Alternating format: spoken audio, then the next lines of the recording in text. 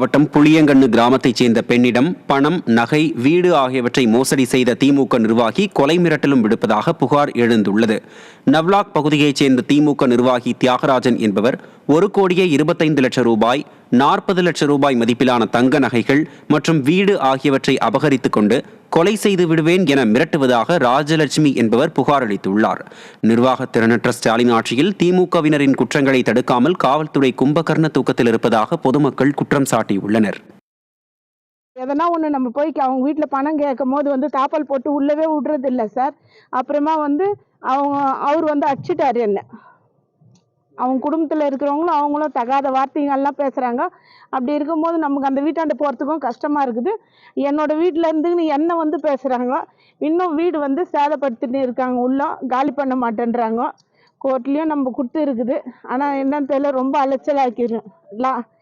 மிஞ்சி போனால் அவர் சொல்லியிருக்காரு ஒருத்தர்கிட்ட, நம்ம ஃப்ரெண்டுங்கிட்ட, இவ்வளோ அலைச்சல் எதுக்கு, லாரி ஏற்றி சாவச்சிட்டா ஒரே நாளில் முடிஞ்சிடும், கொளுத்திடுவேன்னு இருக்கிறாரு. அதுக்கான ஆட்சி இது ஆதாரம் என்னோட ஃபோன் ரெக்கார்ட்லேயும் இருக்குது.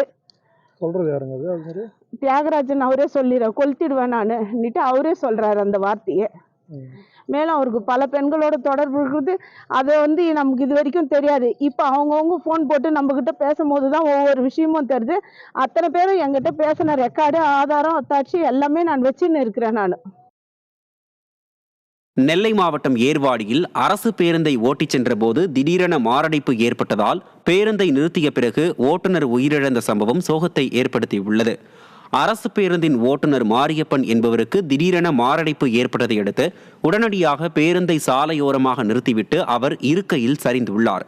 அதிக பணி சுமை காரணமாகவே அரசு பேருந்து ஓட்டுநர் மாரியப்பன் உயிரிழந்ததாக அவரது உறவினர்களும் போக்குவரத்து கழக ஊழியர்களும் குற்றம் சாட்டியுள்ளனர். தென்காசி மாவட்டம் கடையநல்லூர் சுற்றுவட்டார பகுதிகளில் மழைநீரில் மூழ்கி சேதமடைந்த பயிர்களுக்கு நிவாரணம் வழங்க வேண்டும் என விடியா அரசுக்கு விவசாயிகள் கோரிக்கை விடுத்துள்ளனர். அறுவடைக்கு தயாராக இருந்த நெற்பயிர்கள் மழை காரணமாக சேதமடைந்துள்ளதால் பெரும் நஷ்டத்தை சந்தித்திருப்பதாகவும் விவசாயிகள் வேதனை தெரிவித்துள்ளனர்.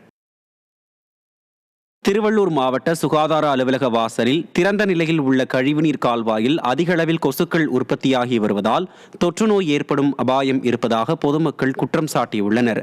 சுகாதார அலுவலகம் அருகே 2 அரசு உதவி பெறும் பள்ளிகள் உள்ள நிலையில் கழிவுநீர் கால்வாயை மூடாமல் மாவட்ட நிர்வாகம் அலட்சியமாக இருப்பதாக பொதுமக்கள் வேதனை தெரிவித்துள்ளனர். திருப்பத்தூர் மாவட்டம் சின்ன குனிச்சி கிராம மாரியம்மன் கோவில் திருவிழாவை முன்னிட்டு எருதுவிடும் விழா வெகு விமர்சையாக நடைபெற்றது. கிருஷ்ணகிரி, திருப்பத்தூர் மற்றும் திருவண்ணாமலை உள்ளிட்ட மாவட்டங்கள் மட்டுமல்லாது ஆந்திரா, கர்நாடகா உள்ளிட்ட மாநிலங்களிலும் இருந்தும் 200க்கும் மேற்பட்ட காளைகள் இதில் பங்கேற்று சீறி பாய்ந்தன.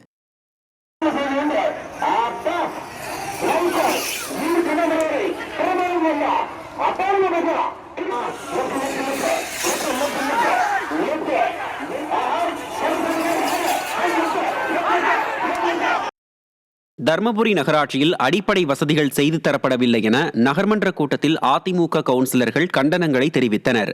தங்கள் வார்டுகளில் சாலை, குடிநீர் உள்ளிட்ட அடிப்படை வசதிகள் ஏற்படுத்தப்படவில்லை என அதிமுக கவுன்சிலர்கள் குற்றம் சாட்டினர். விடியா அரசு ஆளும் உள்ளாட்சிகளில் எதிர்க்கட்சிகளின் வார்டுகளில் மாற்றாந்தாய் மனப்பான்மையுடன் நடந்து கொள்வதாக குற்றச்சாட்டு எழுந்துள்ளது. கள்ளக்குறிச்சி மாவட்டம் வானாபுரம் அருகே உள்ள அரியலூரில் அரசு பள்ளி மாணவர்கள் 20க்கும் மேற்பட்டோரை தேனீக்கள் கொட்டிய சம்பவம் பரபரப்பை ஏற்படுத்தியது. பள்ளியில் மதிய உணவு அருந்திக் கொண்டிருந்த மாணவர்கள் 20க்கும் மேற்பட்டோரை தேனீக்கள் கொட்டியுள்ளது. இதையடுத்து அனைவரும் அரசு ஆரம்ப சுகாதார நிலையத்தில் அனுமதிக்கப்பட்ட நிலையில் 4 பேர் மேல் சிகிச்சைக்காக சங்கராபுரம் அரசு மருத்துவமனைக்கு அனுப்பி வைக்கப்பட்டனர். பள்ளி வளாகத்தில் உள்ள மரத்தில் தேன்கூடு இருந்த நிலையில் பள்ளி நிர்வாகம் அதை கண்டுகொள்ளாமல் இருந்தது ஏன் என கேள்வி எழுந்துள்ளது.